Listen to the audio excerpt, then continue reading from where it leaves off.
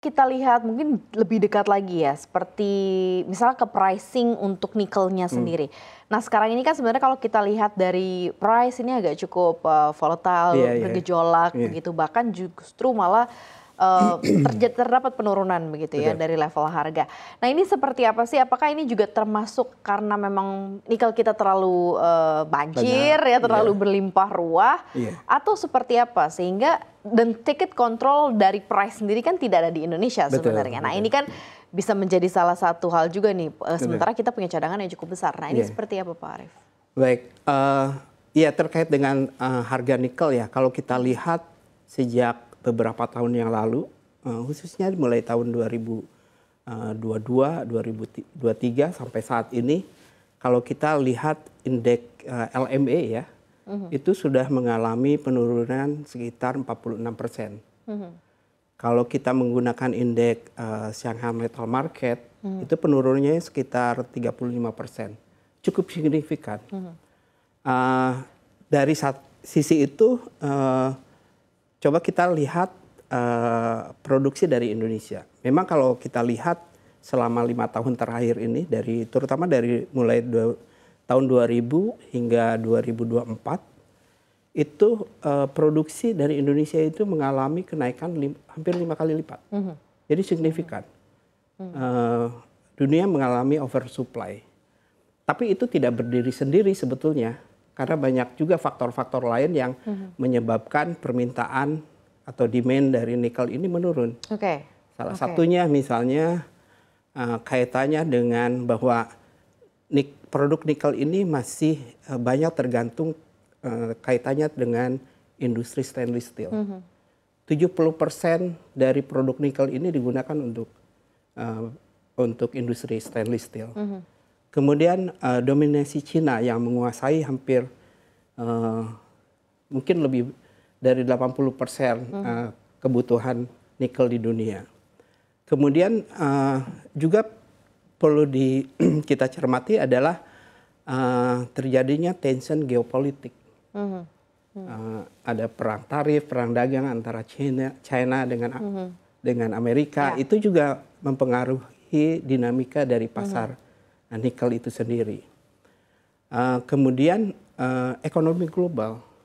Seperti diketahui, ekonomi global saat ini juga dipengaruhi oleh, perang yang berkepanjangan. oke, Seperti di Timur Tengah, Ukraina dengan Rusia, dan lain-lain yang tentunya itu, akhirnya, membuat permintaan nikel juga berkurang dan akhirnya menekan harga. Eee, itu saya kira, beberapa faktor jadi, oversupply dari Indonesia itu tidak berdiri sendiri sebetulnya. baik. Tapi kalau dilihat dari sisi positioning nikel Indonesia ini di mata dunia seperti apa sih? Selain karena kita punya cadangan yang besar, Indonesia punya cadangan yang besar, Hmm, kan kita pernah punya dapat banyak ban lah soal iya, nikel asal Indonesia gitu ya. Nah ini seperti apa sih dari level positioning dengan ban yang pernah WTO juga iya iya iya, lakukan begitu. Nah ini kalau dari teman-teman di industri sendiri melihatnya seperti oke. apa? Mungkin dari sisi gugatan WTO dulu ya, Mbak Maria ya, bahwa memang, dari Uni Eropa ini mereka menganggap bahwa pelarangan ekspor nikel ini, mengganggu rantai pasokan global dan juga menaikkan, cost dari negara-negara lain untuk memproduksi nikel. Tapi, kalau kita lihat sebetulnya bahwa praktek pelarangan nikel ini juga adalah praktek yang umum dilakukan oleh, negara lain, terutama oleh negara-negara yang, berkembang. Oke. Sebagai contoh misalnya, Zimbabwe, mereka melarang, komoditas chromite untuk diekspor, bahan mentahnya. Kemudian Tajikistan itu dengan komoditas bauksit-nya. Kemudian ada beberapa, contoh lainnya sebetulnya. Jadi bukan hanya Indonesia saja. Oke. Kemudian, saya kira, tujuannya dari negara-negara lain termasuk Indonesia adalah, agar dapat meningkatkan, nilai dari komoditas tersebut lebih besar, dan, mengambil manfaat yang, sebanyak-banyaknya dari sumber daya alam yang mereka, punyai sebetulnya. Nah, Kalau dihubungkan dengan bagaimana masa depannya jadinya nikel Indonesia ke depan, ada beberapa hal yang mungkin perlu saya sampaikan. Pertama adalah seperti yang tadi disampaikan oleh Mbak Maria, bahwa pertama adalah Indonesia adalah negara yang mempunyai cadangan terbesar di dunia. 42% cadangan dunia adanya di Indonesia. Itu mungkin berkah ya. Kemudian juga adalah saat ini Indonesia telah menjadi produsen nikel terbesar di dunia. 63% kita kuasai pangsa pasar dunia untuk nikel. Kemudian selama beberapa tahun terakhir ini ekosistem industri kita sudah terbangun cukup bagus. Dan mungkin itu akan sulit dikalahkan oleh negara lain. Di samping itu berikutnya adalah nikel ini adalah material yang belum ada substitusinya. Itu sangat penting sekali. Sedangkan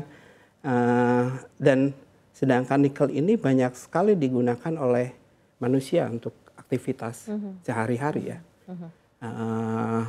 Bahkan di ruangan ini juga banyak sekali komponen nikelnya. Jadi nikel ini banyak digunakan oleh industri otomotif, untuk peralatan pertanian, alat-alat medis, komputer, laptop, handphone dan lain-lain. Jadi banyak sekali digunakan oleh manusia. Sehingga walaupun saat ini industri nikel sedang mengalami tekanan ya dari sisi oversupply dan harga, tapi kami dari asosiasi yakin bahwa itu cycle sementara yang mana nikel akan secara fundamental akan kembali karena yaitu dan Indonesia akan sangat diuntungkan ke depannya karena pertama kita negara yang berbasis sumber daya. Kedua adalah infrastruktur yang terbangun sudah sangat bagus untuk industri ini. Baik. Harapan dari teman-teman di industri sendiri begitu ya terhadap pemerintah Indonesia untuk nikel ke depan akan seperti apa sih Pak Arief? Terutama kan kita tahu bahwa belakangan ini juga ada terkait moratorium smelters juga gitu ya, smelter nikel. Nah ini Anda melihatnya dari sudut pandang Anda berharapnya seperti apa terhadap pemerintah? Mungkin pertama adalah harapan kami ya dari pelaku usaha adalah adanya harmonisasi antara kebijakan pusat dan daerah. Ini untuk menjaga agar investasi ini stabil. Kemudian juga adalah dukungan dari pemerintah terkait dengan investasi teknologi hijau dan juga sertifikasi keberlanjutan. Karena kalau ini didorong oleh pemerintah, disupport oleh pemerintah, maka produk-produk nikel Indonesia ini akan bersaing di tingkat global. Jadi daya saingnya akan sangat. Dan yang berikutnya adalah terkait dengan iklim investasi yang harus dijaga sama-sama oleh baik pemerintah maupun pelaku usaha. Itu saya kira yang harapan kami dari sisi pelaku industri.